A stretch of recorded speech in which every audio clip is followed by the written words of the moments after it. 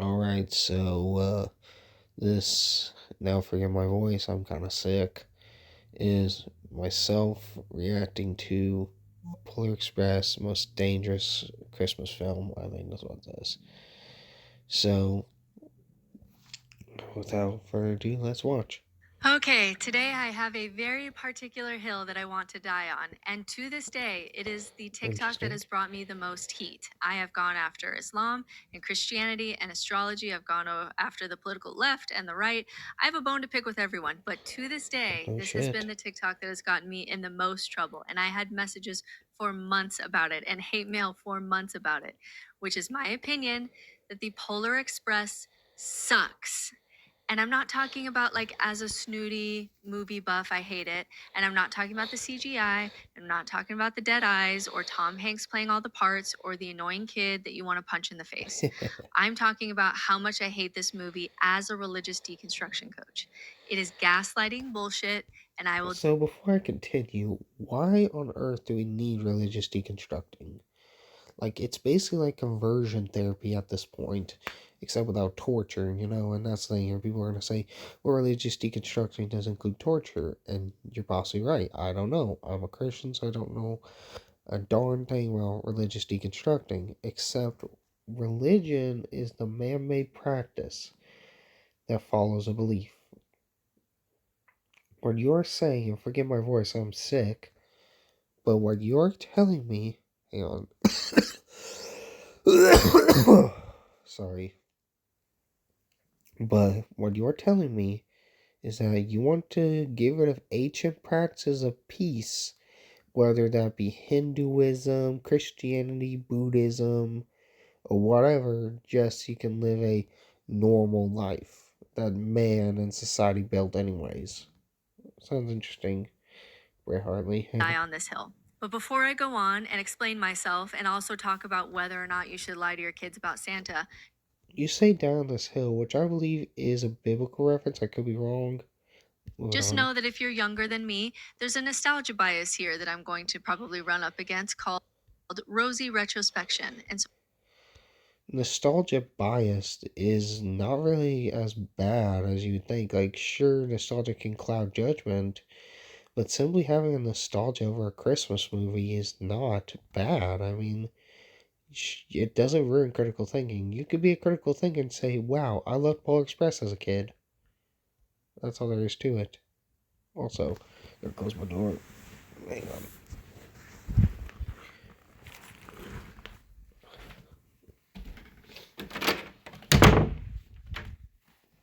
Alright.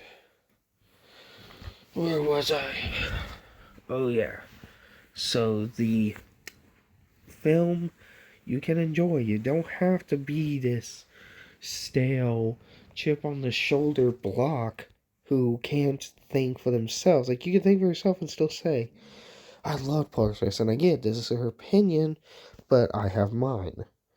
Okay, just because you're Christian, just because you're Catholic, just because you're a Jew, just because you're a Hindu or a Buddhist, does not mean you are not entitled to your own opinion. I know that if you're younger than me, you probably got Polar Express as your Christmas movie. That was the golden ticket that you got at school and you watched it and had hot chocolate. And there's some nostalgia with that. But just give me a chance and hear it out. But just give me a chance and hear me out. So we Couldn't even start this speak. movie with some attempts at critical thinking. He's looking up the North Pole. He sees that mall Santas are different. He's doing some. The mall Santa thing is basically a no shit factor. Like, of course, someone is going to have a mall Santa. I mean, of course, anyone who is past the age of 5 will know that a mall Santa is a hired Santa. Now, I do not believe in Santa. I'm around 23. Actually, I am 23. But still, the belief in Santa is is usually for kids. They are correct. And usually, while I don't believe in Santa, it's obvious that while Santa is not really Santa. He doesn't have powers. He doesn't have the magic powers or whatever you're talking about, or that toy sack, or reindeer, real reindeer. So what you're doing is clearly fake. And I mean, And so, and I'm not saying you're, but the mall Santas. Moving on. Very beginning work of critical thinking, and we should be praising this. He's asking some incredibly valid questions. They're questions that are meant to denounce Christmas, which I guess is valid, depending on who you are.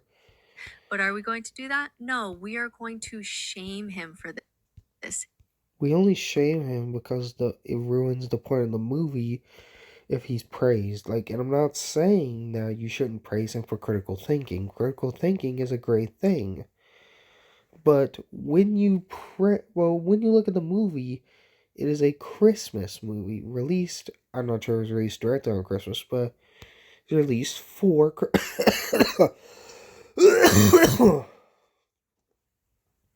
It was released for Christmas. So naturally, they want you to see how to believe in Santa is because that's Christmas. And besides, usually by like New Year's Eve, literally not even New Year's Day, New Year's Eve, Santa's just like forgotten by a lot of kids until the next Christmas. Or maybe the month before, but still. And terrify him for this. So he gets on the train. I'm not going to tell the whole story here, just the parts that are relevant to me. Yeah, because And this more than kid that 50 we should minutes. be praising for his budding critical thinking skills. We aren't butting heads with him because he's critically thinking.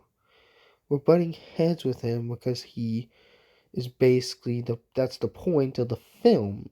And I get it, that's gonna sound awful, and it does, but it's the film. It is a Christmas film. It is cinema.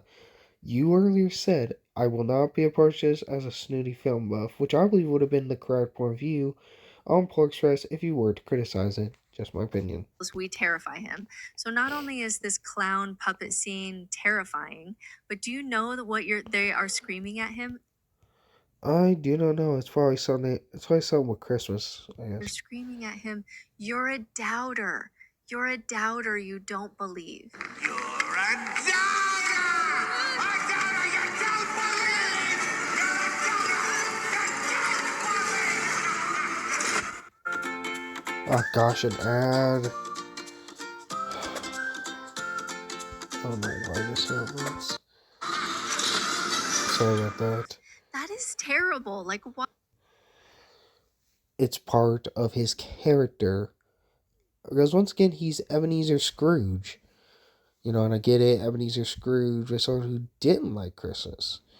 So therefore, maybe they're trying to project that as a reference, you know? I mean, Ebenezer Scrooge lecturing someone else after he got the awakening that he got. So he's probably passing it on in a rude old man way. You know, he's a puppet in this, but it's probably still Ebenezer Scrooge.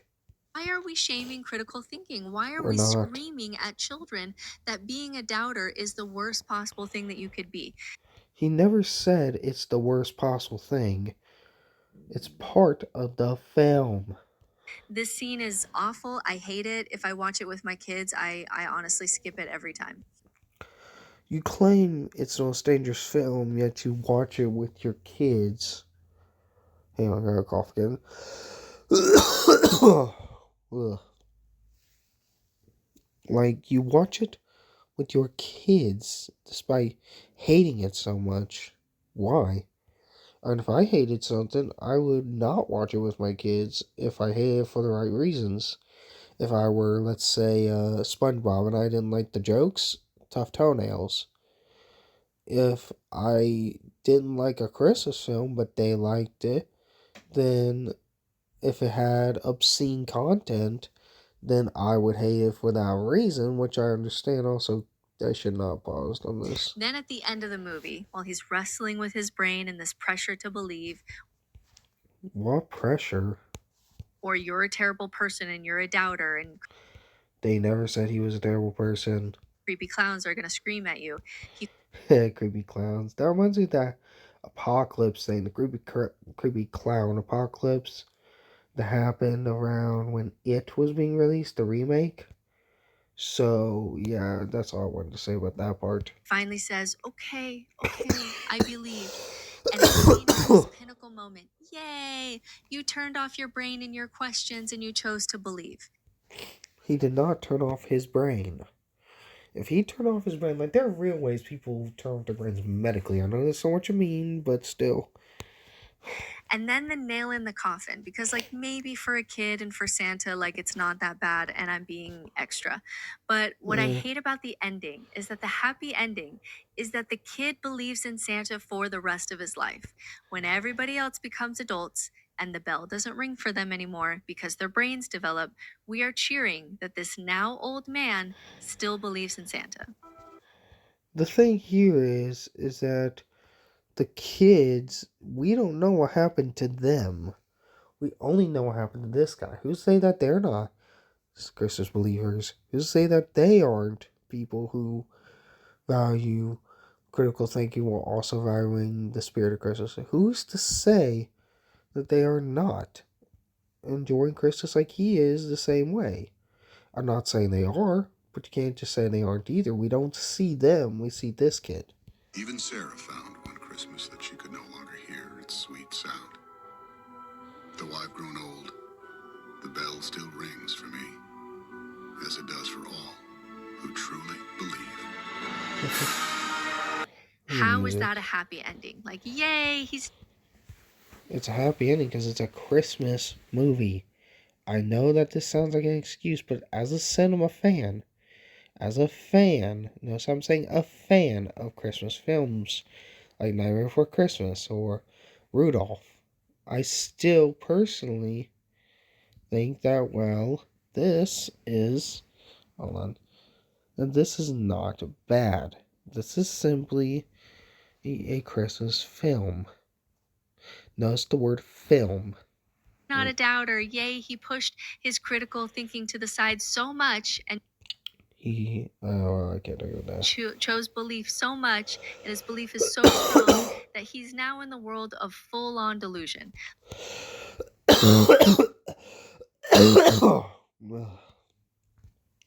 Well, I shouldn't record this one sick. Anyways, basically though, he is not in the, actually maybe he is. I can't really say for sure any of this, because once again, I believed in Santa as a kid. And I get it, I'm probably part of that demographic you're liking, you stop believing as an adult. However, you're not going to be, you shouldn't be punished just because you think Santa's real at some point in your life, even if it's a late point in life. Also, sorry that I keep opening the thing.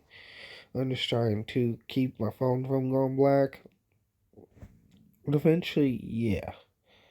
You're trying to, it's a belief, it's not a delusion unless they're literally making Santa cults which don't even exist. And before we bring up addiction, like, oh, people can be addicted to shopping and all this. You can't be addicted to a holiday. You can't be addicted to a person. That makes no sense. And I don't care what your pitiful science says. Look at my other videos. Like, if your uncle or your dad or your grandpa still believed in Santa, we would not clap and say, wow, that's beautiful. We Some people would. would say, that's very delusional. I'm very concerned. For what? So I hate it.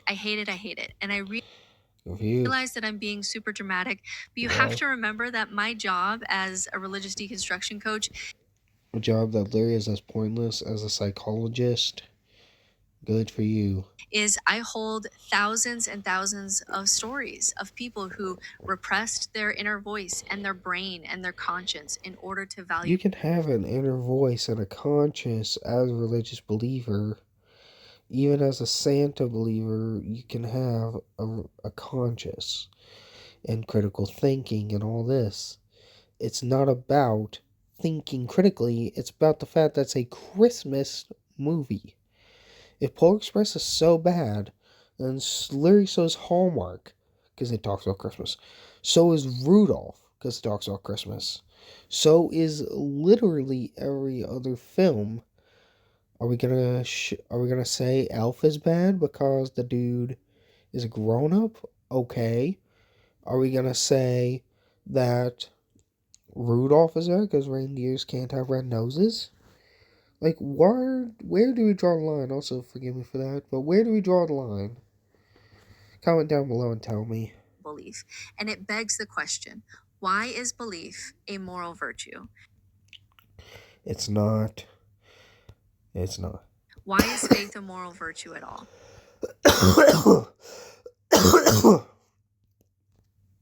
You know, faith is not always religious. You can have faith in someone or something and it not be religious.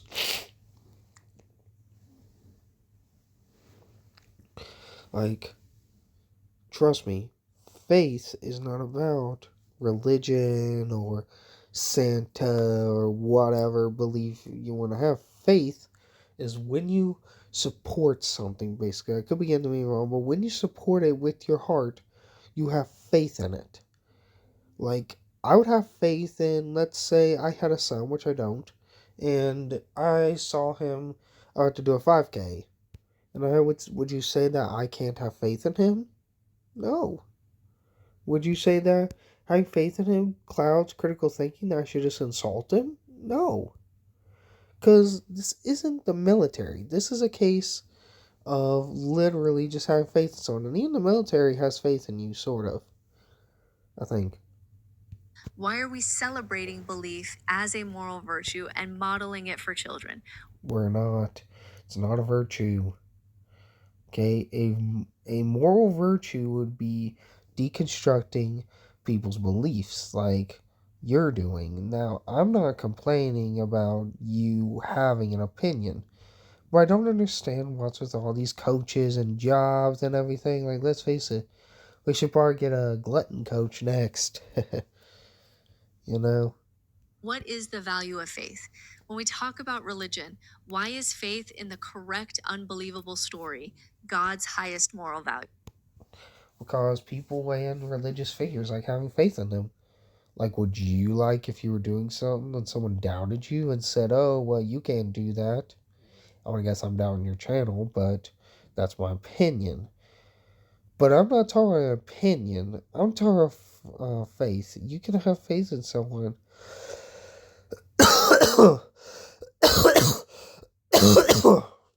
Sorry. I'm continuing. Over love, over compassion. Faith includes love and compassion. God taught us about faith and compassion, or love and compassion. You do know that, right? And so this is why I have no fear being an atheist, because even An atheist, I don't know what to say. I mean, you're probably not even an atheist. In fact, as far as I'm aware, you may be, and I'm not assuming, but you may be close to the one of the philosophical beliefs like Levian. I'm not assuming, but you may be. If you're not and you are truly an atheist, then fine. But to me, the whole point of actually, she's religious deconstructing. Never mind. But the point is, it makes no sense. Okay, it makes no sense. You know, I don't know. Maybe I'm not making sense. if Jesus were to come down right now, I wouldn't hide under a rock in shame or fear like Christians think I will. If there's a God that's worth worshiping, God would know the moral and ethical reasons why I chose to leave faith. He does. He does. He also is the reason behind these morals and ethicals. He doesn't want you to reject him, but who wants to be rejected? Like, come on. And why I still chose to live a moral life with no thought of reward as an atheist. That's not a moral life. A moral life does reward you for good deeds. Like, if life doesn't have reward, like you're saying, it only has punishment, right? I guess isn't the opposite of a reward a punishment? If God was good, that would mean something. If God He is, it does. is a narcissist and he said, well, you didn't have the correct, you didn't have faith in the correct, unbelievable, supernatural story, so you're going to burn in hell forever. Hell is not just about faith. Like, you know who all goes to hell? People who reject him. Now, I'm not going to say whether you're going to heaven or hell, not because of cowardice, but because I'm trying to spare you. You know, it's your opinion. But you may be going to hell unless you're able to change your ways. I'm not saying you have to change your ways. You don't. You're not killing anyone. But still, and you're probably one of those people that believe in abortion. I'm not saying you do, But abortion is, and this is because I'm a Christian. Even if I were an atheist, I'd still say killing babies is incorrect, and you can die from it yourself. That's not a threat, that's a fact. With anyone who was born at the wrong place at the wrong time, so that you God, that's not a God worthy of worship. And I know. And you're not either. Like, you're playing God, I feel like. I said, I feel like, okay? I said, I feel like. So, my opinion. That's not the best of Christian apologetics, but it's the message that I more often get from Christians, which is this idea that above all else, you have to have faith in the correct story, and that is more important to God. Like faith. Christians can be diverse. And there are Old Testament Christians, there are New Testament Christians, there are Pentecostals who believe in the New Testament norms, there are the Baptists, there are the Nazarenes and those on the Nazarite vow. For those who are smart enough, they would know that Christianity isn't just have faith in me or go to hell. There are plenty of things like love, compassion, relationships. Most of which a lot of it now, most of which you seem to struggle with love and compassion yourself. Now, am I saying you're not loving? No. You seem to love your kids, sorta. Am I saying you're not compassionate? No.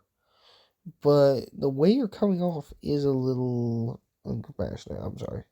Is the pinnacle of your hierarchy of values. And that's bullshit. Like even Richard Rohr, who I would say does Christian mysticism really beautifully, like really beautiful theology, a really beautiful way of life, says the first thing that he's going to ask God is why did he make us so incredibly superstitious so that we're always creating gods and religions? We always look back and say that we're wrong. If faith mattered so much to God, why make us so superstitious? He didn't make us superstitious. Okay, he made us in his image.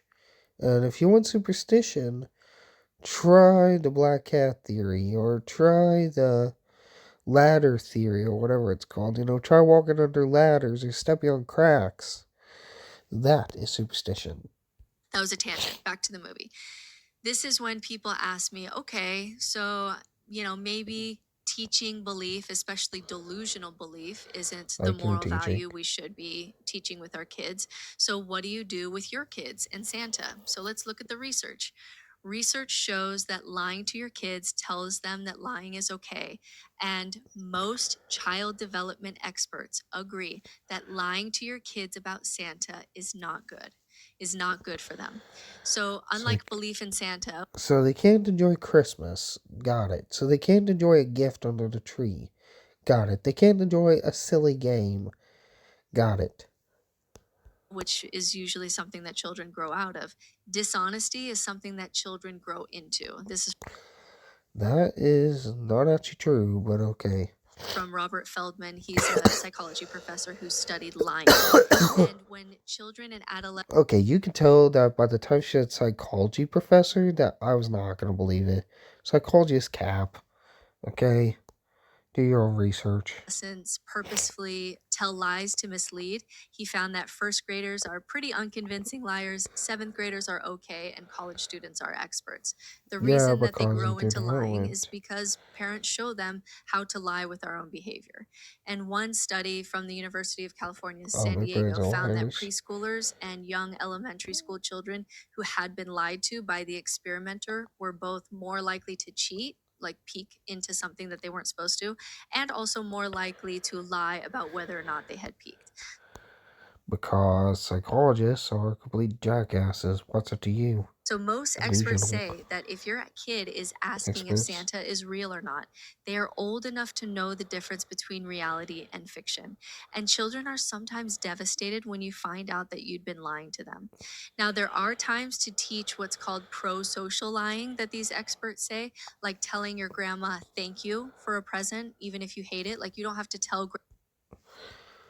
And that's good manners. That's not pro-lying. That is, and once again, pro-social lying is still lying.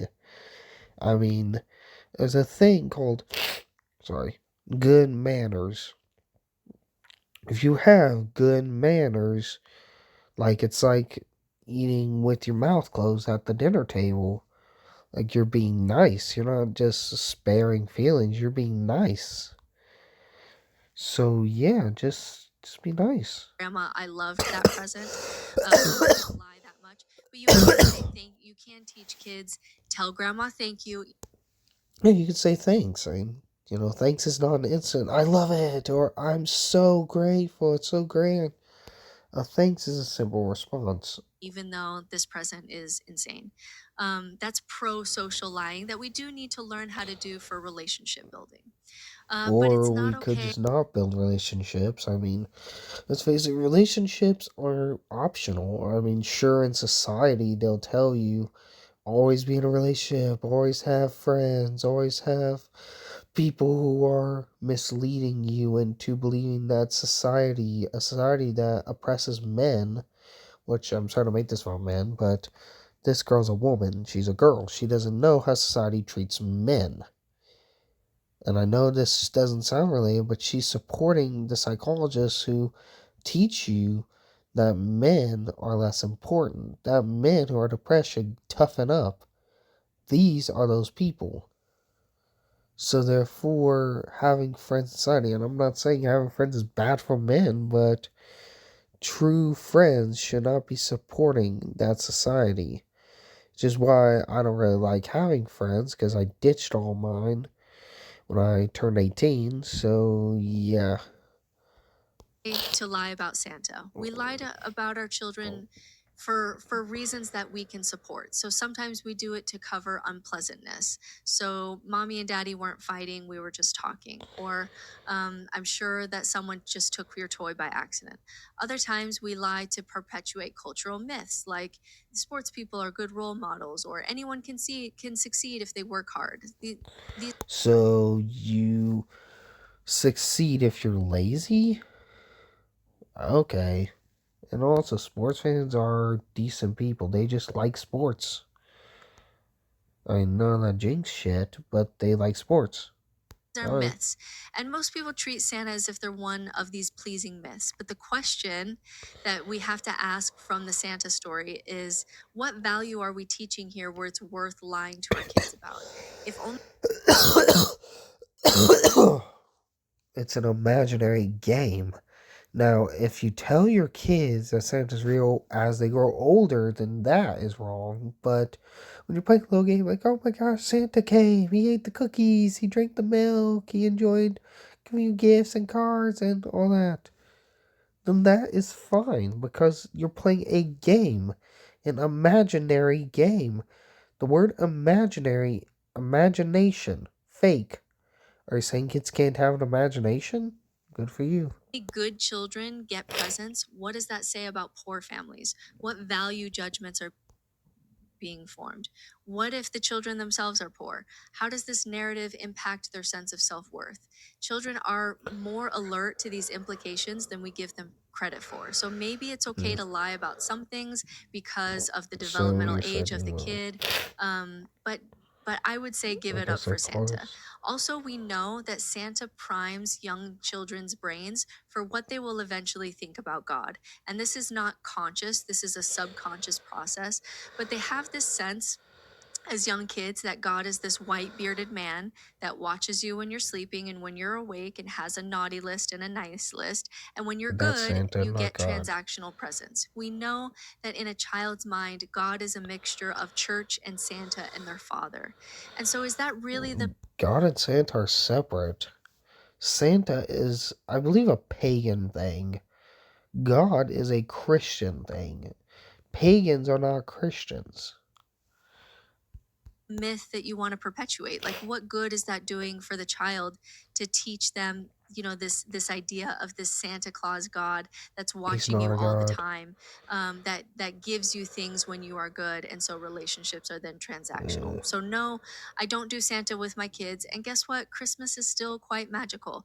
We do Star Wars It's imagination, and you don't have to do Santa with your kids. No one is forcing you. gingerbread man, and we have the sorting hat on top of our tree. We have a ton of Christmas traditions that are magical. And so some people will say here, well, like, if you're doing Harry Potter and Star Wars, like, why can't we just do pretend Santa? Because my kids know that Star Wars isn't real, and they know that Harry Potter isn't real. Also, with Santa, you can tell them it's pretend. You can say, "Hey, we're gonna pretend Santa came." That's all right. Show them and tell them Santa's fake. I get it. You can, but it's a game. It's a game, and if they understand it's real or not real, sorry, then that's fine. But if they are not, like, and there are a lot of kids who believe Harry Potter is real. They believe. Sorry. Trust me, I've seen kids who fear Voldemort and Dementors, even if they were told Harry Potter's not real. I mean, I used to fear Aragog and the Basilisk. They ain't real. See? And I still can't look at Aragog. So, what's your point? Actually, I didn't fear Aragog much, but still. As for the, Star Wars.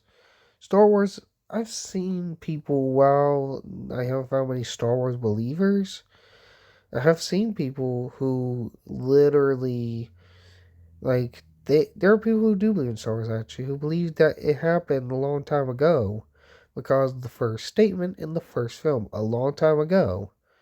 So so kids are prone, and why can't you lecture them on Santa the same way? and we can play in that space. And You some can with people, Santa you too. can do Santa in a way that's maybe playful and not real, but See? for Santa it's requiring belief in order to play that game. And so It's that's not. something that, for me as a value, I don't want to lie to my kids. I want You them are. to trust me, and I also want to teach them that we can fall in love with Christmas or You are saying that. You earlier were saying that you should lie. You don't want to teach your kids lying, and you mentioned this pro social bullshit. life or fantasy without actually having to believe stories that aren't true. That's the Yeah. difference. We have Harry Potter Christmas, we say Happy Christmas, but there's no delusion about whether or not this is real. And I have to say, my kids knowing for sure in their bones that when I say I promise, I'm not lying to them, that they can take that to the bank and bet their life on it, that having that kind of Why would your kid need to bet their life on anything? trust in our relationship has been a far better payoff than whatever extra magic Anyways. Christmas, could have been because we brought in Santa. Now, with that being said, I do have to tell you that if you decide to do Santa, it's not going to be the thing that fucks your kid up. That is not going to be That's the good. thing that sends them to therapy. In one recent study by Dr. Drew Curtis, he asked a bunch of college students how much their parents had promoted the myth of Santa Claus. And he also asked them how they felt about it and then their relationship with their parents currently. And most reported that their parents had lied about Santa a lot. They also viewed their parents' Santa lies as being dishonest. Some of them Okay, well, you gotta stop quoting these psychologists that you're probably finding on Google. And I remember this one dude I argued with said Google has over 6K links, it's correct. So basically, if that's true, then what's the point in this college in psychology when you can look it up on Google? Sorry. But either way, there's really no point in psychology. It's all fake, it's science bullshit. I am a science denier and it isn't because I'm a Christian. It's just because I do not see how the simplest of things can be so complex. I'm sorry to tell you. even really recall being hurt when they realized that they had been hoodwinked for years and lied. But anyways, Santa, when it comes to it, I am past college age actually, and people have said to me, "Well, how do you feel?" My relationship with my parents isn't strained because of Santa. It's strained because of what they did otherwise. Like,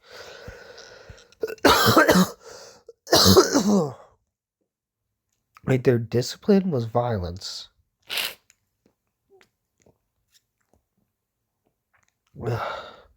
Their whole allies were the police, and who I make videos on, calling out psychologists and cops and people who teach an anti-male, anti-white, anti-black, anti-everything except woman and liberal society. Actually, even liberals get targeted, but Because unless you're political or a woman or both, you are gonna be targeted.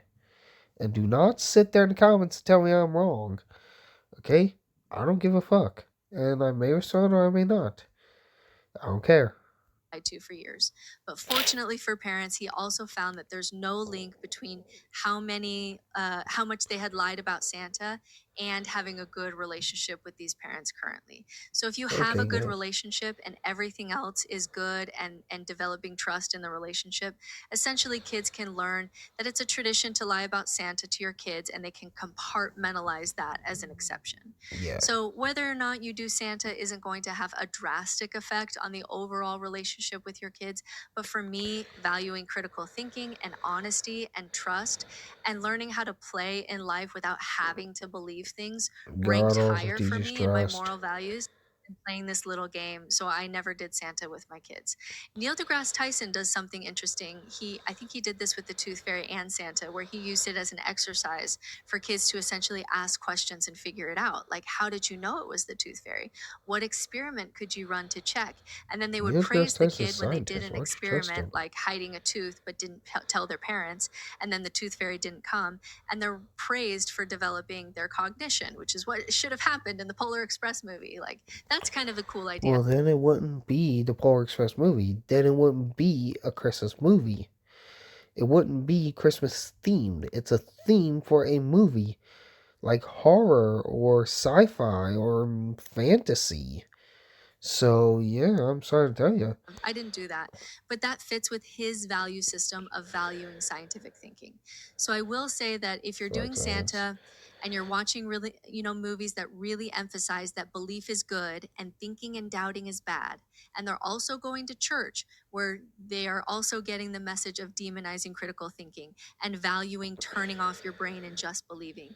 All of that together is don't. brainwashing that faith is your highest, moral value. And I don't Religious deconstructing is brainwashing. You're trying to tell people that their belief is wrong and that they can't think what they want to think. You're saying don't have critical thinking, and you're probably going to come at me in some other video or in my comments, but what I'm doing is the critical thing you're preaching is I'm critically thinking of science. I'm critically thinking of sorry.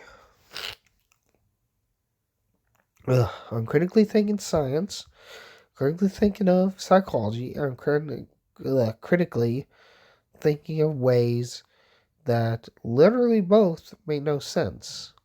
Okay? I'll use addiction as an example because I mentioned this in my last video. I said I was going to do a video on addiction possibly. Well, this is it, I guess. So, when it comes to addiction, it makes no sense how you can put something, like you can pick something up and not put it down. Like with gravity, which is a physical science, which I support. If you throw something up, it's going to be stuck in the air? No. So why can't you put a phone down that you can pick up? Ugh, idiots. think it should be. And one of the best things about deconstruction is that my brain, my values, my conscience, my inner voice, my emotions, they all have a valid place at the table. I never have to silence them so that faith gets the king's seat at the table and faith just silences everything else. That's not inner peace and wholeness, and it never will be. And it is one of the problems with religion is that you don't get that inner peace and wholeness because you do have to quiet lots of other parts of you in order to have faith be the king I at the don't table. have to quiet So stuff. thank you for listening to my rant. Let me know in the comments, am I too triggered about the Polar Express? What do you guys do about Santa? And then let me know in the comments and subscribe here for more videos. I'm going to be doing a lot this month around Christmas and deconstruction because I know that can be a hard time for people. And as always, stay no nonsense out there. Okay, so I'm going to tell you my take. When it comes to the Polar Express, when it comes to critical thinking, all you did was preach about your job, preach about psychology, likely because you're getting paid. You're claiming peace, yet you won't let others enjoy their peace. Or you will, I guess, because you said your opinion. But you're saying that people should enjoy peace, yet then you're saying they shouldn't. Which is it? Anyways, I gotta go. See ya. Thanks for watching.